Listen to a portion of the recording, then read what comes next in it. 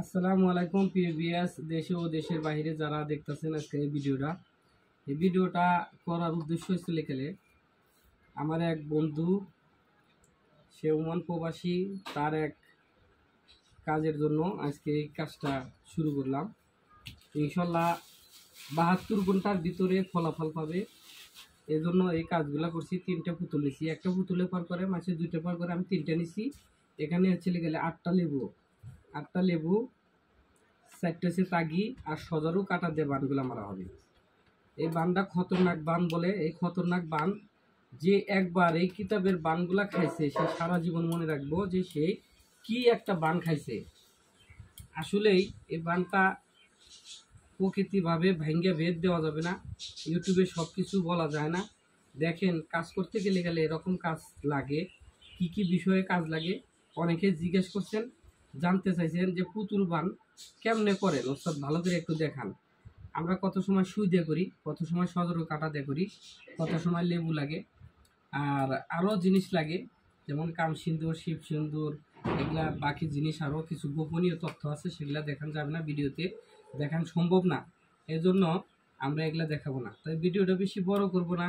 দেশে ও দেশের বাইরে যারা দেখতেছেন তারা ভিডিওটা বেশি বেশি শেয়ার এবং লাইক কমেন্ট করবেন, আর আমার জন্য দোয়া করবেন। যদি কোনো ব্যক্তি আমাকে দিয়ে পার্সোনালি কোনো কথা বা কোনো কাজ বলতে চান বা করতে চান, ভিডিও নিচে হোয়াটসঅ্যাপ ইমো নাম্বার আছে, আমার সাথে যোগাযোগ করতে পারেন।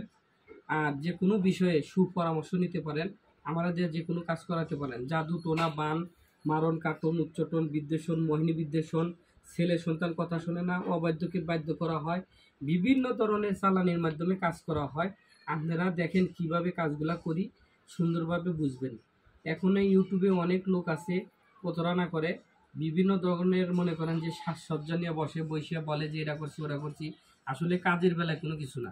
একটা বান বিদ্যা প্রয়োগ করতে গেলে অনেক কিছু সামান লাগে, অনেক কিছু জিনিস লাগে, সেগুলা দিয়ে এই বান বিদ্যা করা হয়।